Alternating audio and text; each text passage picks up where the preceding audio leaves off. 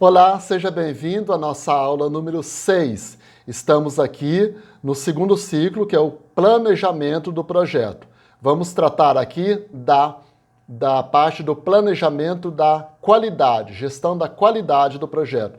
O objetivo é identificar e compreender os processos que envolvem o planejamento da qualidade do projeto. Você observa isso no slide número 3, então esse processo de gerenciamento da qualidade do projeto inclui os processos para incorporação da política da qualidade da organização em relação ao planejamento, gerenciamento. Aqui nós temos, então, no primeiro momento, planejar a qualidade. É um processo que você vai identificar o que você quer, quais são os requisitos que você quer. E nós vamos verificar aqui, passo a passo, como isso acontece. Então, o requisito da qualidade, ou seja, o padrão. O que eu quero? Eu quero entregar para você, aqui o nosso estudo de caso é uma central de compras, uma central de gerenciamento de compras. Nós vamos identificar qual o padrão de qualidade. Então, qual é o equipamento, a memória do equipamento, qual é o curso que nós vamos fazer, qual é a exigência, o profissional que vai trabalhar, qual o tipo de atendimento. Então, tudo isso vai ser pensado durante o planejamento da gestão da qualidade. Então, você vai planejar os requisitos da qualidade, ou seja, o padrão de qualidade, você vai gerenciar essa qualidade, você vai ter que controlar essa qualidade, para que a qualidade seja pensada, planejada e entregue do jeito que foi pensada. Então você tem aqui, no primeiro momento, definir a qualidade do projeto. Definir a qualidade, você vai ter que pensar num parâmetro funcional. Você vai captar as necessidades observadas junto a quem vai utilizar esse produto. Então tem que pensar no usuário. O que o usuário pensa? O que o usuário deseja? O maior erro que eu acredito na gestão de projetos públicos é não pensar lá na ponta, não pensar no que o usuário espera. Eu já vi vários projetos dando errado porque não se ouviu o usuário, não se ouviu a pessoa que vai receber o projeto. Nós temos vários exemplos de projetos públicos que viram uns elefantes brancos porque ninguém usa. Então, por quê? Porque o usuário não compreendeu que a necessidade foi atendida por conta daquele projeto. No setor público, nós vemos isso rotineiramente. Então, eu vejo exemplo até de projetos simples para atendimento de comunidades. Então, por exemplo, projeto de distribuição de alimentos. Alguns alimentos não fazem parte da cesta de sabores daquela região. Ou seja, então você faz um projeto para distribuição de alimentos, sendo que aquelas pessoas não gostam daquele alimento. É meio estranho, né? Mas isso acontece muito. Então, nós já vimos várias vezes isso acontecer. Projetos de qualificação, sendo que aquelas pessoas não querem aquele tipo de qualificação. As necessidades dos usuários em relação à saúde. Nós temos vários projetos na área da saúde que não dão certo porque não se ouve os usuários. Então, o usuário precisa compreender que aquele projeto é importante para ele. Então, aquele requisito é construído junto com o usuário. Ele precisa entender que aquele projeto é importante. Então, o parâmetro de funcionalidade, tem que entender também o parâmetro técnico. O parâmetro técnico significa como aquele projeto vai funcionar, a tradução da necessidade para que o sistema funcione. Esse parâmetro técnico é alguém da área técnica que vai ter que desenhar o projeto para que ele funcione. São os programas, né, os softwares, são os hardwares, as máquinas que vão trabalhar com isso e os atendentes que vão fazer a interface entre o que se quer do projeto e o produto que vai entregar para a comunidade, para o usuário. Isso é um processo muito delicado que tem que ser muito bem pensado. As empresas do setor privado fazem isso muito bem, porque elas testam, elas fazem um cronograma de acordo que tem a testagem, que tenha a difusão do projeto na área do planejamento para que se consiga captar as necessidades dos clientes, no caso do setor público, cliente.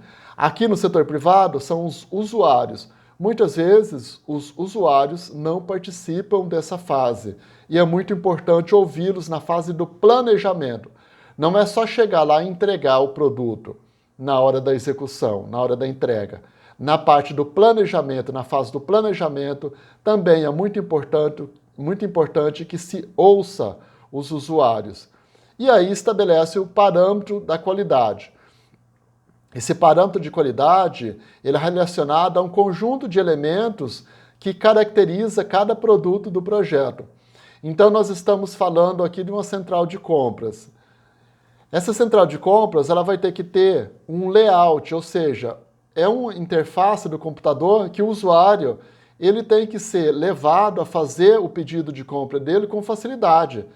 Não pode ser um layout complicado, um programa complicado, por exemplo, que você abre a tela e tem que ficar procurando qual que é o botão que você tem que clicar, qual que é o formulário que você tem que preencher. Tem aquele padrão de qualidade do tipo, olha, a interface, eu estou preenchendo o formulário, de repente o formulário cai e quando eu volto eu tenho que digitar tudo de novo. Aí já comprometeu a qualidade. Tem que pensar em tudo isso, na segurança do usuário quando está preenchendo o formulário e assim por diante. Existem várias formas de se planejar a qualidade, mas o diagrama de Ishikawa é um dos mais utilizados. O diagrama de Ishikawa, ou espinha de peixe, como nós vimos aqui no slide número 5, tem esse formato. Tem um problema e aqui você tem... Ishikawa acreditava que um problema ele não tem só uma causa. Então, para que você resolva um problema com um padrão de qualidade, você precisa pensar todas as espinhas, ou seja, todos os eixos de sustentação desse problema. É parecido com a árvore dos problemas. Então, se você pensou dessa forma, entendeu o problema, você vai propor uma solução muito mais assertiva. Então, se um problema, por exemplo, aqui nós temos, no caso, uma desarticulação do setor de compras, você vai ter que pensar na mão de obra, no material, no método, na máquina, na medida, tem que pensar na sustentabilidade também. Então, você pensou tudo isso, você consegue resolver o problema e uma resolução com qualidade. Eu coloquei aqui o diagrama de Ishikawa em outro formato. Você pode construir aqui esse diagrama utilizando o arquivo Word mesmo. Você constrói ou o próprio pacote da Microsoft, você tem aqui uma planilha Excel. Você pode colocar aqui na planilha todos os problemas que existem em relação à situação que você vai analisar, e aí você vai colocando o padrão de qualidade que vai ser possível resolver a situação, resolver o problema e que seja possível atender às necessidades de todos os envolvidos no projeto. Coloquei aqui também no slide 7 uma especificação dos produtos com parâmetro de qualidade. Então você coloca o produto e coloca o parâmetro de qualidade aqui. Então, por exemplo, um outro exemplo, eu coloco aqui um curso, um treinamento. Eu vou colocar aqui qual que é o produto para atingir um treinamento com qualidade. Então, por exemplo, que seja um método de fácil assimilação. Então você vai verificar qual é o método, qual a carga horária que fique bom para que você consiga. A qualidade aqui dos recursos humanos, o professor, se vai ser um professor com graduação, com especialização, com mestrado ou até doutorado. Se você vai ter uma sala com ar-condicionado ou com ventilação natural. Então esse parâmetro de qualidade ele tem que ser transversal, ele tem que passar por todas as áreas do projeto. Se você pensar dessa forma, você vai conseguir.